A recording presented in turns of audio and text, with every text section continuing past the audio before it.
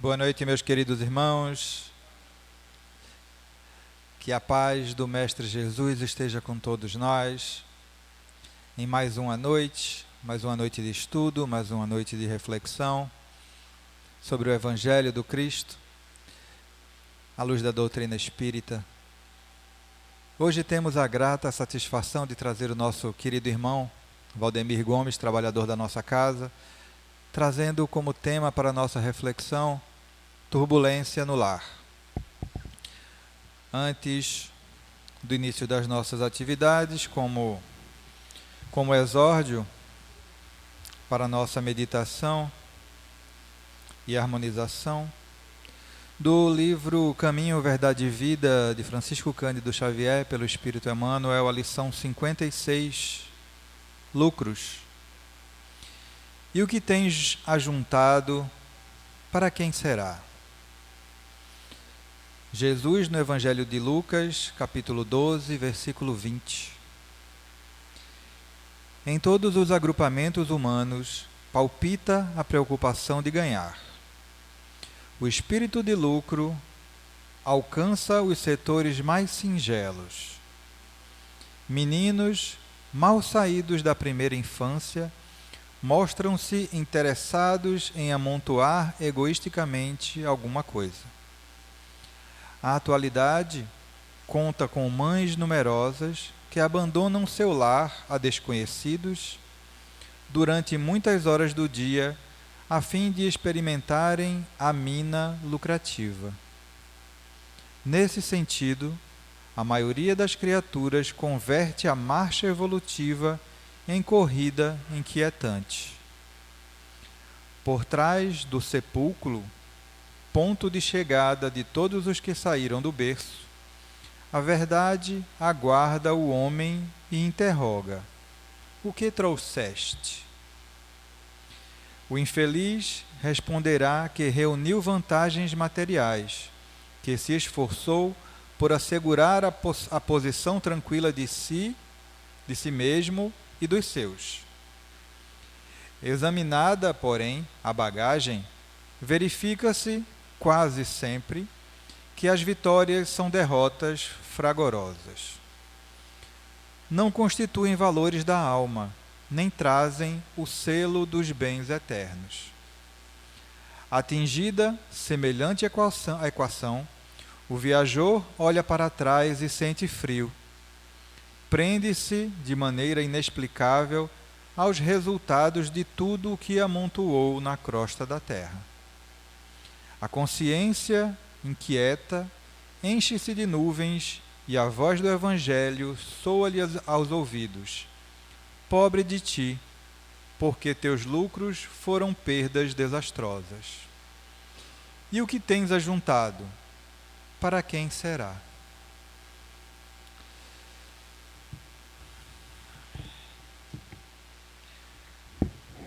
Vamos à nossa prece. Elevemos o nosso pensamento ao alto e roguemos. Querido Pai, amado irmão e Mestre Jesus, mais uma vez aqui estamos para beber da fonte do Teu Evangelho, que o que aqui hoje será ministrado com o auxílio da espiritualidade dos nossos irmãos e mentores, através do nosso querido irmão Valdemir, possa ser absorvido por todos nós que aqui estamos e, acima de tudo, que possamos praticar os ensinamentos do Mestre, hoje traduzidos e facilitados pela doutrina dos Espíritos. Que a espiritualidade maior nos abençoe, que o nosso Mestre nos guie hoje e sempre. Damos assim, meus irmãos, com a permissão dos nossos mentores e da espiritualidade maior da nossa casa, por iniciada mais uma tarefa na noite de hoje. Passo a palavra agora ao meu querido irmão Valdemir. Pode ficar à vontade, meu querido. Queridas irmãs e queridos irmãos, muito boa noite a todos mais uma vez. Com muita alegria que retornamos a esse lugar sagrado, esse lugar de luz e muita responsabilidade, para em mais uma noite trazer um ponto de reflexão para todos nós. Metaforicamente, a turbulência, quem já andou de avião sabe que dá um medinho. Existem turbulências que elas são mais leves. Equivalente quando você está passando numa autoestrada, você passa por aquelas trepidações, que são sonorizadores. Se durante muito tempo o carro vai trepidando um pouquinho, mas chegou no asfalto, ele segue adiante e o fluxo segue normal. Recentemente nós tivemos um voo vindo da Europa, da Espanha, vindo para o Uruguai, e tiveram que fazer um pouso forçado de emergência aqui em Pernambuco, porque eles tiveram uma turbulência muito forte, ao ponto de algumas pessoas dentro do avião terem se machucado, inclusive crianças serem jogadas no teto. Isso, trazendo para mais uma metáfora, foi uma turbulência muito forte que deu ao ponto de desestabilizar completamente a harmonia do voo daquela nave e as pessoas acabarem se machucando. Em nosso contexto familiar, nós teremos momentos de turbulência onde serão igual aquelas turbulências do sonorizador da estrada, que é um percurso muito pequeno, que vai dar uma certa instabilidade na rota, vai desajustar um pouco os membros que estão ali, mas vai chegar um momento em que o equilíbrio ele se fará. Em outras situações, essa turbulência ela pode perdurar um pouco mais, ela pode ter raízes mais profundas e podem trazer problemas de natureza maior que desarmonizam e desestruturam aquele lar, que haverá um tempo para que se recobre aquela energia, aquela harmonia desse recinto. Então, com essa reflexão inicial, a gente começa já a ver alguns pontos importantes. É bom nós sabermos que, como nós colocamos inicialmente, o lar é lugar de compreensão e ajustes. E por quê? Para nós que somos espíritas, ou para aqueles que estão chegando agora, que estão começando a conhecer a doutrina espírita, nós sabemos das realidades espirituais. Nós temos consciência clara de que nós continuamos a nossa vida depois da existência da matéria física, de que nós pré-existimos a um corpo físico e continuaremos existindo depois dele. E que essa não é a nossa primeira oportunidade encarnatória no planeta Terra, e talvez também não seja a última, embora esteja se aproximando aí um momento de regeneração do nosso orbe. Mas fato é que a reunião daquele núcleo familiar, aqueles membros em específicos, aquele aglomerado de pessoas ali naquela casa, inicialmente casa, não é aleatório. Não é aleatório. Nós que estamos ali, as pessoas que estão ali, estão por razões muito específicas. E provavelmente reajustes coletivos. Necessidades particulares, pelas nossas e por nossa individualidade, nós temos questões particulares que não dizem respeito diretamente àqueles membros, ou seja, aquilo que diz respeito ao nosso crescimento evolutivo pessoal, particular e intransferível, mas também existe o ajuste, o reajuste e o progresso coletivo. Não à toa que o nosso planeta ele participa de um processo assim.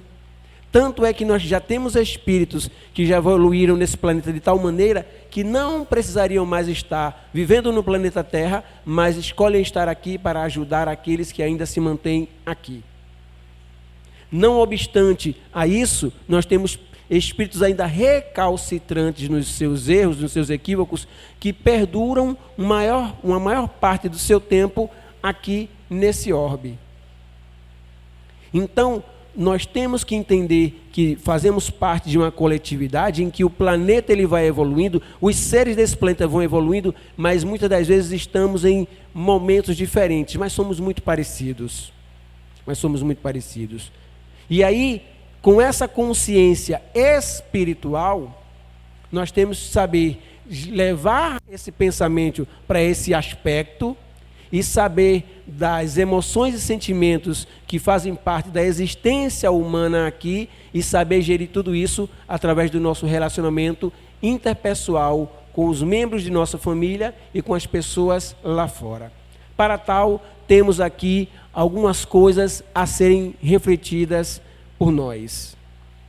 Para quem não está conseguindo enxergar, a gente vai ler um pouquinho aqui. Resgates kármicos e missões espirituais dos membros da família, que foi o que nós aqui antecipamos com relação às necessidades coletivas e às particulares. Problemas de comunicação e falta de empatia. Principalmente nos tempos de hoje da modernidade, da alta tecnologia, da introspecção e de tantos outros aspectos que mexem com o emocional, está faltando nas famílias comunicação. Eu lembro, e não faz muito tempo, de que nós tínhamos o hábito de fazer as refeições juntos. De conversar, como é que foi na escola? Como é que foi o seu dia hoje? O que aconteceu de legal? O que é que você aprendeu coisa nova hoje? Tem um livro de um educador americano-italiano chamado Felice Leonardo Buscaglia, Vivendo, Amando e Aprendendo. O seu pai, um italiano, foi morar nos Estados Unidos, ele nasceu, foi muito novo, nasceu na Itália, mas foi muito novo para os Estados Unidos. E ele dizia que era quase que uma regra que todos os dias, a partir de um determinado momento, a partir dos 7 anos de idade, veja aqui esses 7 anos de idade, isso anda conosco. Todos os dias, na mesa da refeição, o pai perguntava: o que você aprendeu hoje, meu filho? E às vezes, quando ele lembrava disso, antes de ir fazer a refeição com seus pais, ele às vezes procurava no dicionário uma palavra nova que ele não sabia para ter algo para ser dito a seu pai. E nós perdemos essa conexão. Hoje em dia são os filhos adolescentes presos em seus quartos, fechados nos seus mundos virtuais, sem amigos reais, às vezes vendo a vida do outro, crendo que a vida do outro é mais interessante. Os pais também, às vezes, enquanto ele está lá, não está me causando problema, não está me aperreando, negligenciam o cuidado e a atenção necessária, e a gente às vezes não sabe as dores e aflições que aquele adolescente passa. A gente não se comunica, não consegue chegar nele, na linguagem que ele tem, na necessidade que ele tem, e ficamos assim. Vamos adoecendo aos poucos, nos falta esse elo, essa conexão, e a gente vai se perdendo um pouquinho. E a falta de empatia, que inclusive isso passa muito em redes sociais, o que é que acontece? Uma foto que de vez em quando está passando no rio do Instagram das pessoas. Antes de atender aquele necessitado, as pessoas já estão dando o primeiro clique da desgraça, da dor, da angústia, do problema do outro. Primeiro filmam, primeiro tira foto, para depois algum irmão caridoso ir atender aquela alma que necessita de ajuda. Quando não, o pensamento que é emitido para aquela situação de alguém, às vezes não é um pensamento positivo, não é um pensamento bom. E aí a gente fica pensando, mas e a ideia de evolução, de humanidade, de empatia, de solidariedade, de benevolência para com os nossos irmãos de caminhada? Como é que fica? E independentemente do outro e dos outros, e a mim? Que faço eu? Que estou fazendo para eu ser diferente? Não diferente melhor, mas diferente. Diferente. Influência dos espíritos obsessores, obviamente, por esse aspecto, essa característica que nós temos em particular, nós sabemos da existência dos espíritos desencarnados e da influência que eles exercem sobre nós. Paulo dizia: nós somos vigiados por nuvens de espíritos. No Livro dos Espíritos, tem uma passagem, uma das perguntas que diz que eles nos influenciam de tal maneira que em algumas situações chegam até a dirigir os nossos pensamentos e as nossas ações. A partir de uma influência muito forte da suscetibilidade mental que a gente acaba abrindo brecha, eles incutem em nós uma ideia muito próxima e parecida com aquela ideia que poderia ser minha. Eu acredito que ela é minha e acabo sucumbindo a essa sugestão e faço uma besteira. E aí, o famoso orai e vigiai, dessa atenção ao que se passa na nossa tela mental, é importantíssimo. Porque uma coisa é você pensar, a outra é você ter pensamentos. Ora, mas não é a mesma coisa, não? Parecem iguais, mas não são. O que é pensar? Pensar é você estar consciente, percebendo, atento àquilo que se passa na sua tela mental.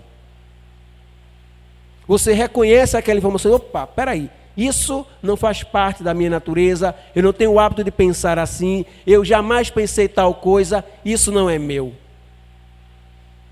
E o que é ter pensamentos? Veja se vocês não vão se identificar, que isso já aconteceu muito comigo, tá? Você chega na casa espírita, aquela paz, aquela harmonia, um ambiente totalmente favorável à reflexão, aí você senta, vai fazer uma prece. Pai nosso que estás no céu, Jesus, amigo, não sei o quê. Rapaz, eu acho que eu deixei a janela aberta. Ih, rapaz, amanhã tem um boleto para pagar. Rapaz, o cachorro está sem comida, tem que comprar comida para o cachorro. Ih, rapaz, fulano está me devendo um dinheiro, vou cobrar. Cadê a prece? Daqui a pouco vem um espiral aleatório de um monte de coisa que tira você do foco da Veja, você veio com a proposta de se concentrar, entrar em harmonia com o ambiente, você perdeu completamente. Você permitiu que um monte de coisa aleatória tomasse frente dos seus pensamentos e você não entrou em conexão nem com o ambiente onde você está, que muitas vezes a gente vem receber, e às vezes já começou a palestra, está 10 minutos da palestra e você não percebeu que a palestra iniciou. Você não entra em conexão. Porque a gente também no mundo moderno, mesmo nós que somos de uma geração diferente dos mais jovens, nós perdemos o foco. Nós perdemos o foco. Desafios emocionais, individuais, que afetam a dinâmica familiar. A gente vai ver isso. A falta de cultivo da paciência, tolerância e compreensão mútua e a importância da prática do evangelho no lar. Todas essas questões estão envolvidas no aspecto que diz respeito a necessidade de harmonia no ambiente doméstico. Porque um lar só será um lar se ele for através da construção de todos os seus membros ali. Senão, será apenas uma casa, paredes, tijolos, teto, imóveis. Primeiro ponto a ser considerado com relação à ideia de família. E essa ideia de família, eu já vi muitas coisas sendo ditas assim, bem interessantes. Família é um projeto de Deus. E eu fiquei pensando assim, bem, obviamente a família universal, tudo mais, mas se a gente for esmiuçar um pouquinho lá o Velho Testamento e a Bíblia, a primeira família da Bíblia, pegar a referência aí, ou eu vou colocar o gifzinho do Capitão América? Ah, eu entendi a referência. Adão, Eva, Caim, Abel, um irmão mata o outro. Primeira família instituída na Bíblia já teve um fratricídio.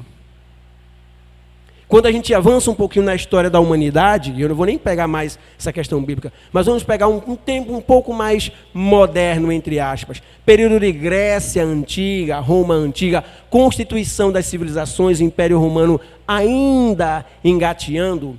Existe a ideia, veja esse conceito que é bem antigo, mas que ainda hoje vigora, o pai de família. Que era o pai de família? O único e suficiente provedor daquela família A mulher não trabalhava, ele era o único responsável por nutrir a sua família. Mas qual era o diferencial do pai de família dessa época? Que o pai de família, ele era dono de todos que moravam na sua casa. Então a sua mulher, os seus filhos, os seus criados, os seus escravos, todos que moravam ali eram propriedade do pater familias. E nós arrastamos esse conceito do pai de família como provedor, como aquele ser responsável por tudo. Mulher não precisa trabalhar, eu sustento, eu faço tudo, mas você vai ter que me obedecer.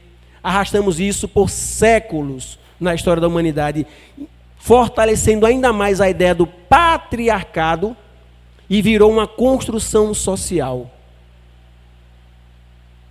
Que aos poucos isso vai sendo diluído com o espaço que a mulher deve ter na nossa sociedade, que foi apagado, negligenciado, uma série de questões bem problemáticas que tivemos ao longo de nossa história. Mas a ideia e o conceito de família inicial, pasmem, é bem triste e feio. Conceito de família inicial: conjunto de escravos em torno de um senhor. Esse era o conceito de família inicial do pater familias lá atrás. Essa fonte está no livro chamado A Cidade Antiga, de um historiador francês chamado Fustel de Coulanges, que ele fala exatamente do início da civilização de Roma. Mas, com o avanço da humanidade, os laços afetivos começando a surgir, porque isso do afeto, do carinho, do sentimento envolvido pela família, isso é uma coisa um pouco mais moderna, de fato. Porque não existia isso lá no passado. E é a partir disso, porque isso foi a evolução do pensamento do ser, de começar a criar laços afetivos, para que todos ali pudessem se ajudar mutuamente dentro daquele ambiente onde todos viviam de uma maneira colaborativa. E aí foi que a gente foi começando a criar esse vínculo, essa necessidade de estar com o outro, o desejo de se sentir bem ao lado daquelas pessoas, e aí as coisas mudaram. Mas quando a gente começou a ter esses conceitos estabelecidos do sentimento, do vínculo, do estar bem, do querer bem, vieram também as cobranças, e aí entra o conceito de família problema, que a gente vai ver que isso é um livrozinho de Joana de Ângeles também. Vivências antagônicas, ou é possível consolidar a harmonia? A família problema é toda a família. Toda a família. Porque não há nenhuma família que não tenha um probleminha que queira. Pode ser organizado, pode ser todo mundo em paz, pode ser aquela coisa maravilhosa assim da convivência. Mas há sim as diferenças, porque são seres completamente distintos, totalmente diferentes em pensamentos, sentimentos, respostas, emoções, convivendo no mesmo ambiente doméstico. Não tem como não haver pequenas disenções, turbulênciazinhas, aquela do sonorizador bem curtinho na autoestrada. Sempre terá, sempre terá. E a ideia ou a diferença de emoção e sentimento? A gente precisa entender para saber como fazer. E aí está aqui a fonte que a gente falou aqui atrás, ó, da família e tal, como célula máter da sociedade instituída no passado e como a principal célula máter de toda a sociedade organizada. Só que vamos pensar com essas reflexões aí. Antes que venha a conta, e como assim antes que venha a conta? A conta é a responsabilidade de cada um dentro do ambiente doméstico. Você é pai, a sua responsabilidade como pai lhe será cobrada depois. Você é mãe, isso também. Inclusive são cobranças fortíssimas. São cobranças fortíssimas. Mas a de quem está ali participando da vida daquela família, você tem um papel importantíssimo também para a harmonia e para a manutenção daquele lar. Então, a sua responsabilidade também, ela é importante nesse contexto, independentemente do seu papel. O seu papel é um papel de uma pessoa que faz parte de uma comunidade. E uma comunidade que ela tem que ser harmonizada. Porque se ela não for harmonizada, os indivíduos que saem dali e vão conviver com os outros na sociedade serão indivíduos problemáticos. Serão indivíduos problemáticos que vão refletir nas outras pessoas os problemas que eles vivem em suas residências. Fatalmente. Não é um determinismo óbvio, porque senão as coisas já estariam traçadas e marcadas, mas é algo que muitas vezes é um reflexo disso. Falarei como um educador, como um professor. Observando os meus alunos, a gente observa aquele aluno em que os pais dão a educação moral, que, no meu entendimento, os filhos, quando chegassem na escola, eles já deveriam estar todos quites com educação moral. Aquelas regras de convivência básica que toda pessoa jamais deveria esquecer e abandonar. Bom dia, boa tarde, boa noite, posso, com licença, obrigado. Permissão, professor. Todas essas coisas. Você observa aqueles jovens que trazem essa marca do seio familiar e aqueles que não têm isso. Provavelmente, isso aqui estamos teorizando, esses jovens que não mostram essa marca, mesmo que ele tenham colegas que o influenciem para que eles sejam assim também, mas muito disso é falta dentro de casa desses valores e desses princípios. Então os pais estão falhando nesse aspecto. Porque a minha preocupação era dar o conhecimento técnico a ele e não de ensinar valores éticos e morais. A não ser que a minha aula seja de ética e de moral. E nós estamos falhando nisso. Por isso que eu coloquei aí antes que venha a conta. Quantos pais são infelizes com seus filhos porque não lhes combateram as más tendências? Desde o princípio, por fraqueza ou indiferença, deixaram que neles desenvolvessem os germes do orgulho, da vaidade, que produzem a dureza de coração. E a gente, às vezes, na sociedade moderna, estou insistindo nisso porque os tempos são outros. Os tempos são outros de quando eu era adolescente, quando nosso irmão aqui era adolescente. A gente vive nesse mesmo tempo, somos contemporâneos a isso, e estamos atentos para que a gente não repita alguns equívocos que estão acontecendo agora. Principalmente para nós que temos filhos da mesma idade que convivem com a tecnologia atual. E isso é de fazer com que a gente pense, aonde eu estou falhando como pai, como mãe, como tutor dessa criança? Porque se nós falhamos com isso, talvez este seja um dos membros que venha a trazer certa instabilidade para a convivência do lar. Só que essa instabilidade está sendo por uma negligência da minha parte. Por uma negligência minha. E aí eu também, indiretamente, estou provocando essa turbulência dentro do meu ambiente doméstico. Quantas uniões apenas por interesses ou vaidades e nos quais o coração não tomou nenhum partido. Aqui é quando nós nos unimos às pessoas por interesse. Único e exclusivamente interesse, que não o amor que une as partes. Quanta vantagem ou qual vantagem eu posso tirar desse relacionamento? Se algo começou dessa natureza, como será um ambiente doméstico vivenciado por pessoas que não nutrem afeto ou qualquer tipo de sentimento verdadeiro entre eles ali? Como é ter um filho gerado numa situação como essa, onde os pais sequer se uniram por amor? Como será essa criança? Que valores, que referências ela vai ter no aspecto emocional e sentimental? Quantos se arruinaram por falta de ordem, pelo mau proceder ou por não terem sabido limitar os seus desejos? E aqui a invigilância. E a invigilância aqui diz respeito a todas as informações, coisas que chegam até nós, a influência externa, a quem eu sou, a como eu estou naquele momento, para que certas coisas venham a acontecer ou não acontecer comigo. De que maneira? Aquilo que eu assisto, aquilo que eu ouço, as pessoas com quem eu ando, o ambiente que eu frequento, o tipo de conversa que eu nutro, o tipo de leitura que eu faço,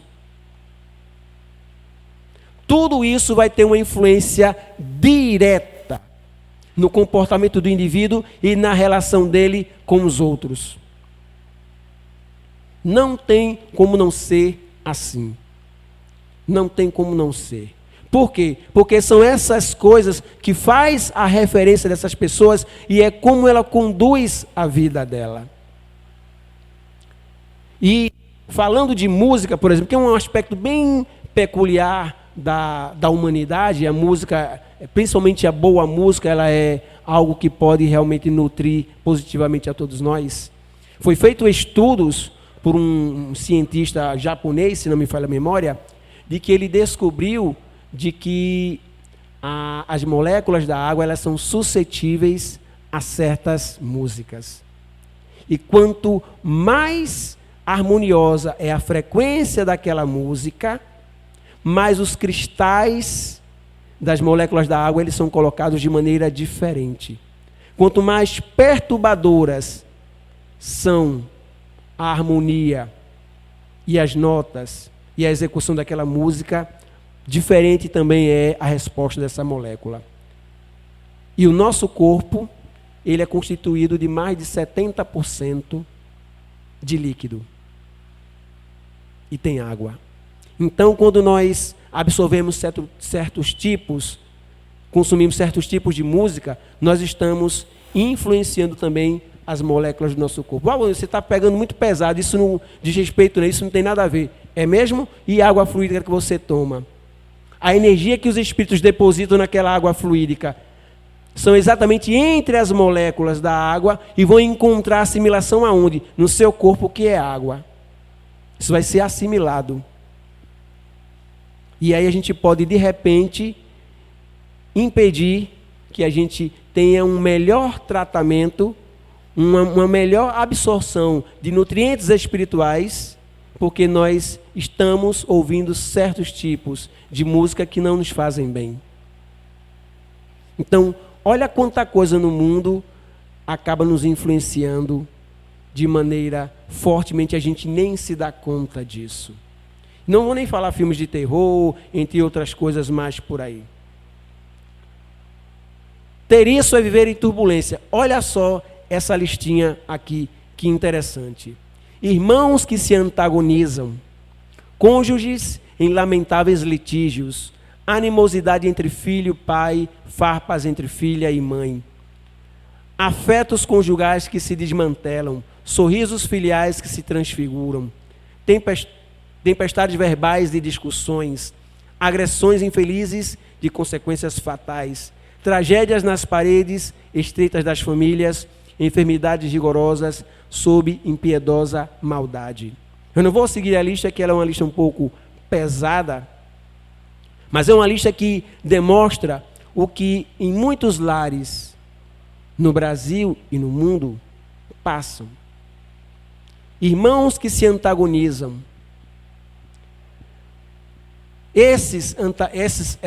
Essa situação de antagonismo, a gente sabe que muitas das vezes são de espíritos que foram em algum momento da sua existência, das suas relações, antagonistas mesmo de histórias. Foram adversários no passado. Não se entenderam no pretérito, mas a bondade divina, possibilitando com que a gente se ajuste através do laço sanguíneo, se faz. E a gente às vezes acaba respeitando esse laço sanguíneo. De alguma maneira a gente acaba respeitando isso. Lembro de um bairro onde eu morei, o bairro de Vila Cardeal e Silva, é o bairro de Areias, mas a Vila Cardeal e Silva lá. Na rua onde eu morava, uma casa, umas 3 ou 4 casas depois, havia sido arrombada e ladrões levaram muita coisa dessa casa. Tinha um irmão da família que não falava de jeito nenhum com um irmão que morava nessa casa. Já haviam 8, 9 anos, coisas assim. Quando ele soube do que aconteceu com o irmão, ele veio até a casa, perguntou como estava tudo, se precisava de ajuda e tal, se solidarizou com o irmão, ajudou no que pôde, organizou a casa. Quando terminou tudo, ele não voltou mais a aparecer na casa do irmão. E a gente ficou sem entender, mas como assim? O sangue falou mais alto na hora de ajudar, o laço sanguíneo, preciso ajudar porque é da minha família, mas o seu orgulho, por ter tido um problema com seu irmão, de não tê-lo perdoado, impediu com que ele continuasse e houvesse o reajuste entre os dois.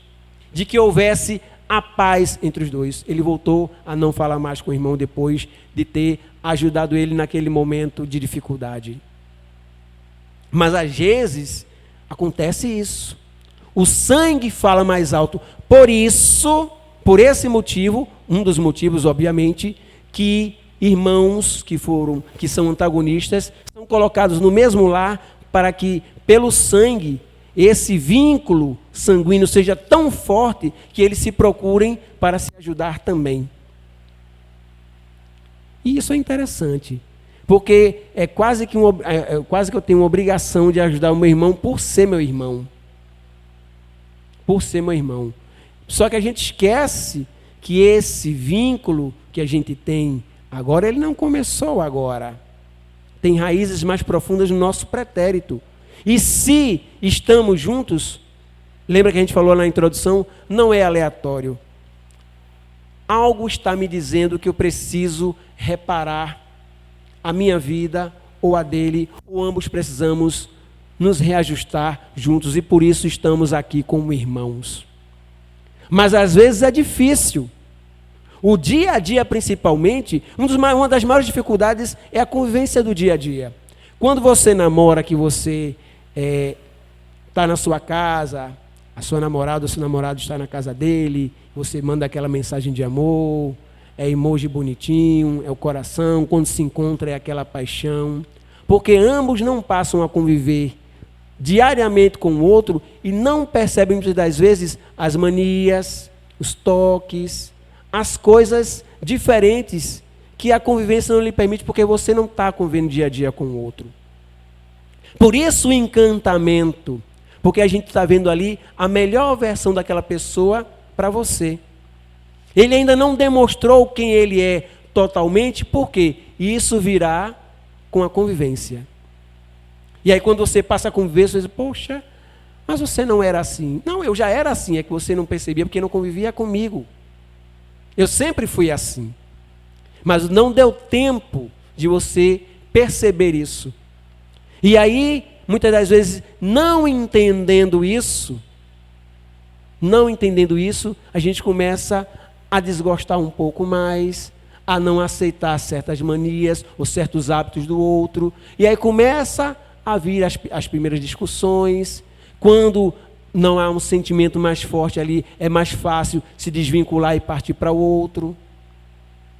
Mas quando há sentimento, a gente procura se melhorar juntos e fazer com que aquilo não atrapalhe a relação e seguir a vida.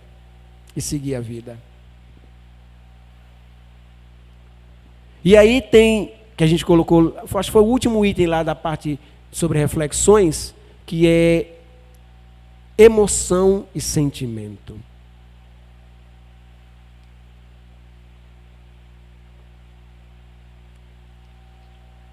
E o interessante disso é que é algo que a gente precisa entender, porque o que normalmente a gente constrói dentro do ambiente doméstico e junto às pessoas é sentimento. E aquilo que acontece momentaneamente nas nossas relações é emoção. Você pode, em alguma situação, dizer assim, eu não estou com raiva de você, eu estou com raiva com do que você fez comigo. Mas eu não estou com raiva de você. Quando você está suficientemente equilibrado para entender aquilo que o outro fez. E dizer, não, fulano estava imerso a emoções confusas, fez isso, mas fulano não é assim. Isso foi um impulso.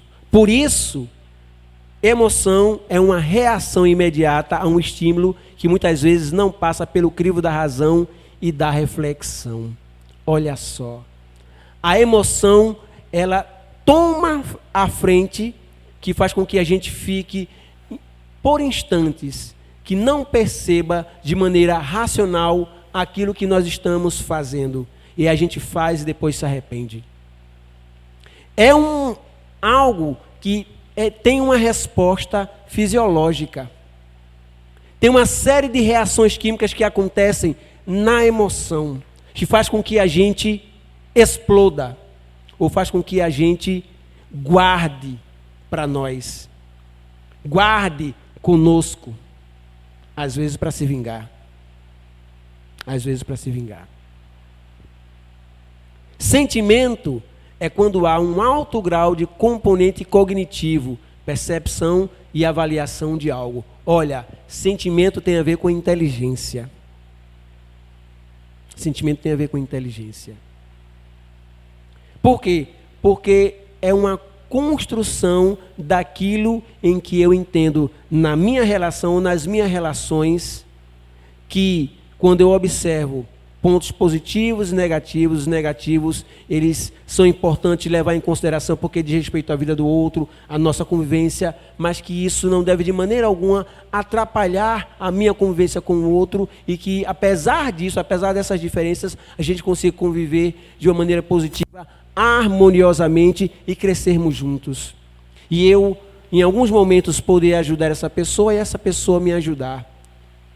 E quando eu entender isso, perceber que a pessoa está passando por uma situação X ou Y, eu dar um espaço para que ela possa desabafar, possa jogar isso, tirar isso dela, mas eu estar ali presente para que eu possa ser esse apoio emocional para essa pessoa. Olha o quanto a gente aqui construiu de coisas pensando no outro, sabendo que o outro é como ele é. Porque tem a ver com a nossa inteligência. E o sentimento é uma construção.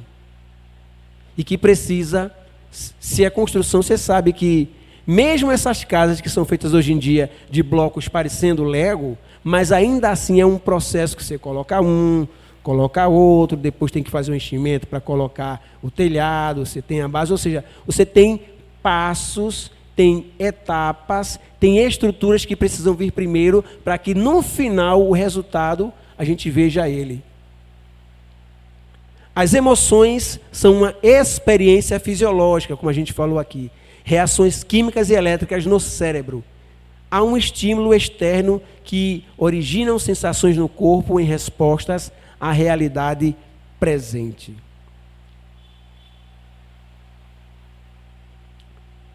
Para nós, algumas emoções e sentimentos. Está escrito errado aí, mas são sentimentos. E o interessante que, não sei se já lançou ou está para lançar, que é o filme 2 do Divertidamente, que é como se fossem exatamente essas emoções na cabeça de uma adolescente.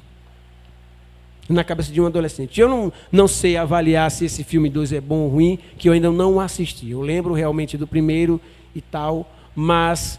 E ainda tem um contexto diferenciado, porque é uma adolescente dos Estados Unidos. Não é uma adolescente do Brasil, preta, pobre, moradora de periferia, estudando em escola pública, sem oportunidade, para saber como é que aquelas emoções e sentimentos iriam se comportar na mente dessa criança, né? É uma coisa muito específica de uma realidade, às vezes, que não corresponde à nossa. Mas, conhecendo muitas das vezes o comportamento de alguns jovens, a gente sabe que algumas coisas ali podem sim serem transportadas, podem sim serem assimiladas para a gente, mas é diferente, gente. É muito diferente. Olha, e acreditem, essa minha palestra, aqui, essa nossa fala de hoje, ela é um trabalho que a gente fez há uns 6 meses atrás. Esse material aqui é do ano passado, praticamente. Mas olha as coisas que estão aqui, se não parecem o filme 2 do Divertidamente. E eu não mudei ela, tá? Eu juro para vocês que isso não foi alterado para hoje, não. E nem pelo contexto do filme. De repente eu sou um dos idealizadores do Simpsons lá, que dá spoiler das coisas que vai acontecer no mundo. Mas essas coisas servem para a gente, primeiro, identificar o que é que você está sentindo. Dê nomes. Dê nomes. Saiba o que se passa. Saiba colocar para fora. Saiba dizer. Se puder, desabafe. Porque todas essas questões, elas vão desembocar muitas das vezes em alguém. Alguém vai pagar o pato pelo seu mau humor, pela sua irritabilidade, pelo mau dia que você teve no trabalho, pelo insucesso que você teve, por alguma coisa ruim que aconteceu no seu dia. Alguém que não tem nada a ver com isso vai pagar o pato.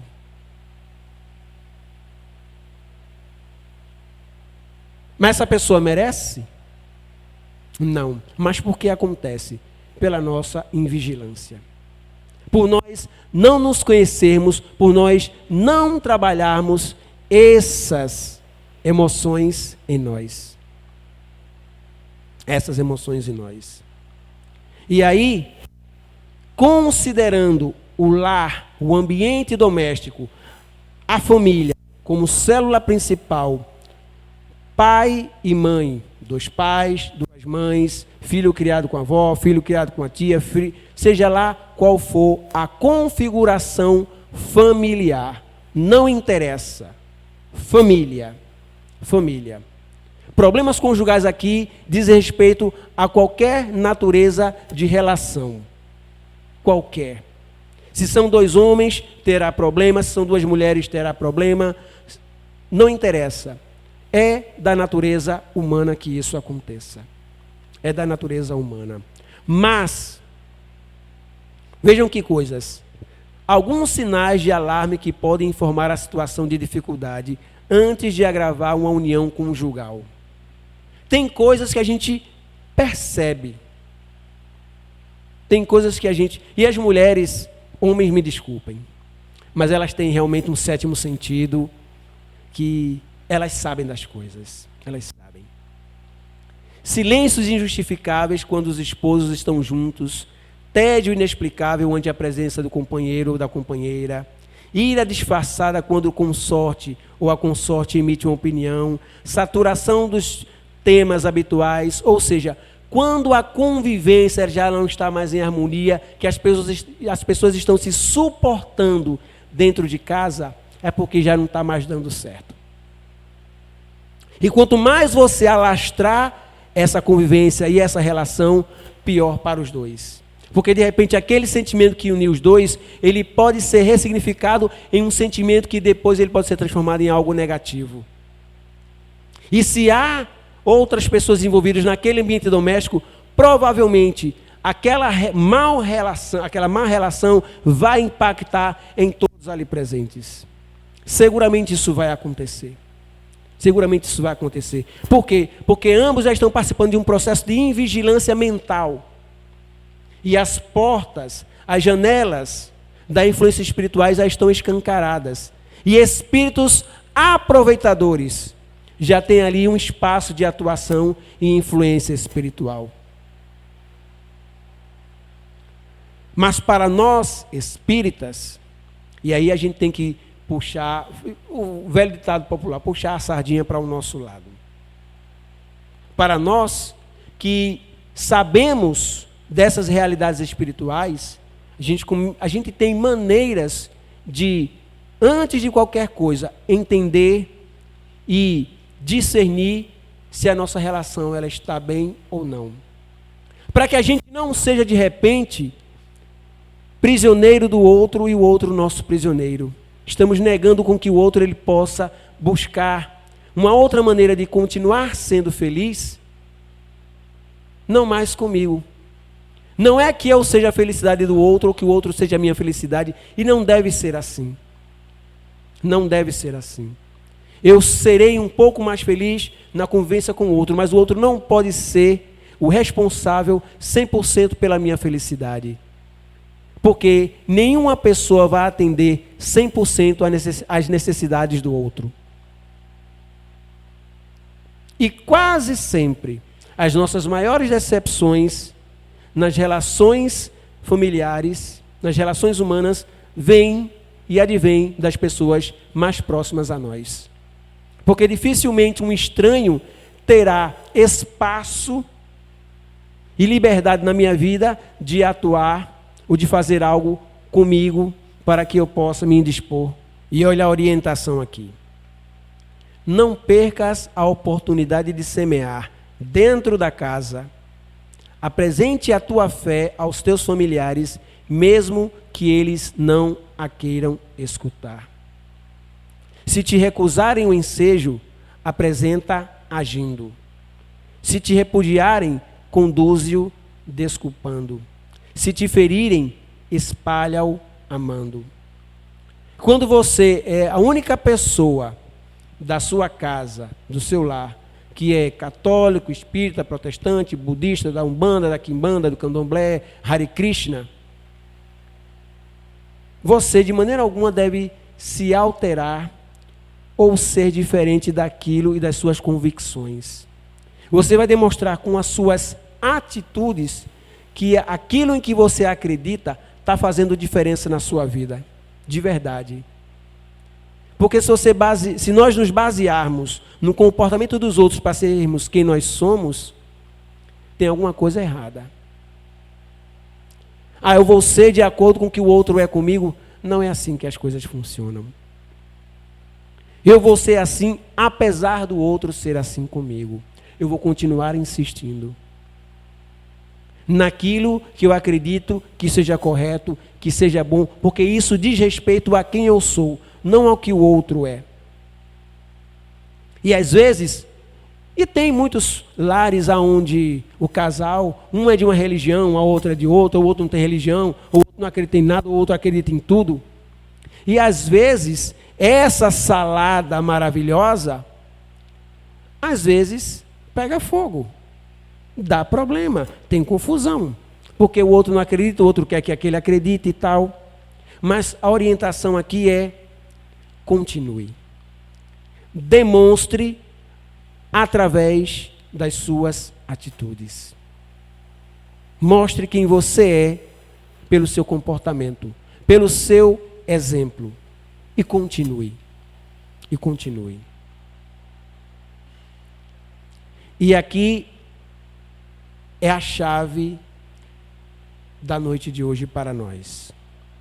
Pelo menos uma vez por semana, reúna a tua família e felicita com o Espiritismo, criando assim e mantendo o culto evangélico, para que a diretriz do Mestre seja eficiente, rota de amor, a sabedoria em tua casa. Estamos falando aqui de Evangelho no lar. E todo irmão e irmã aqui, que já se entende como espírita e ainda não faz Evangelho no lar, eu sinto dizer que você está falhando nisso.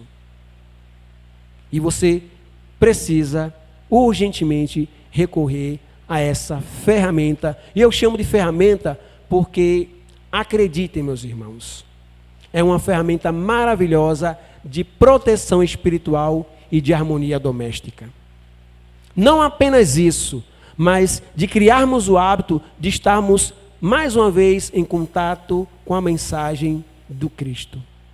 Porque vejamos, alguns irmãos, e a gente se inclui nisso também, às vezes a gente só tem a quarta, ou a sexta, ou ao domingo, para estar no nosso culto, para estar na nossa igreja, para estar no nosso templo.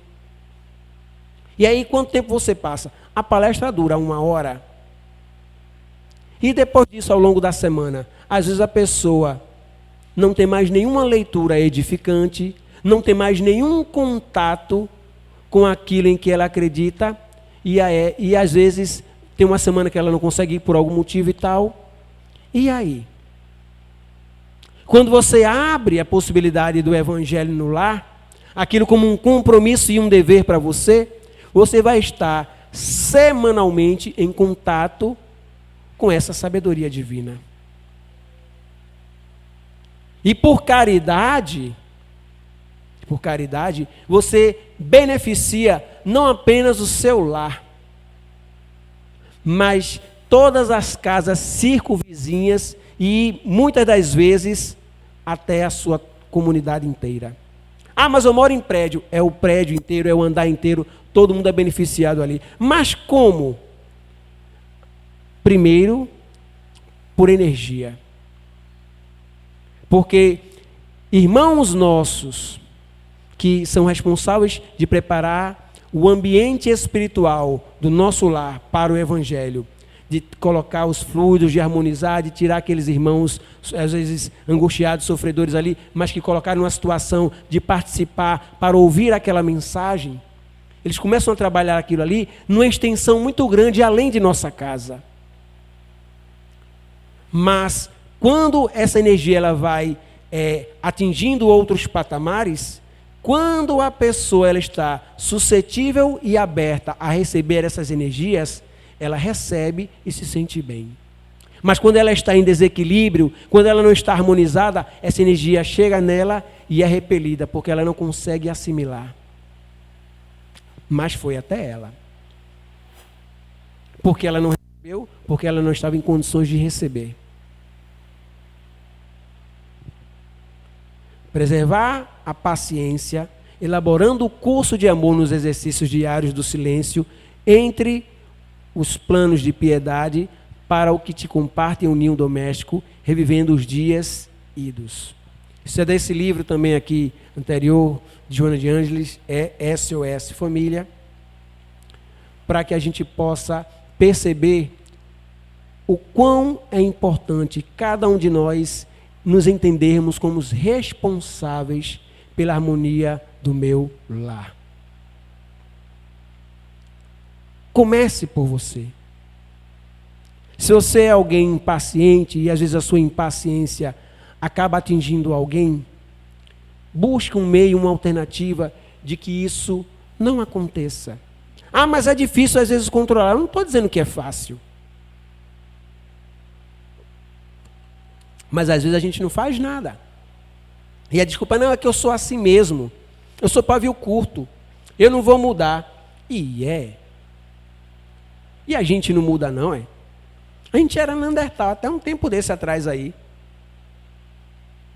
E hoje em dia a gente já está falando aqui de física quântica, de outros mundos, de influência espiritual, de energia, de troca de fluidos.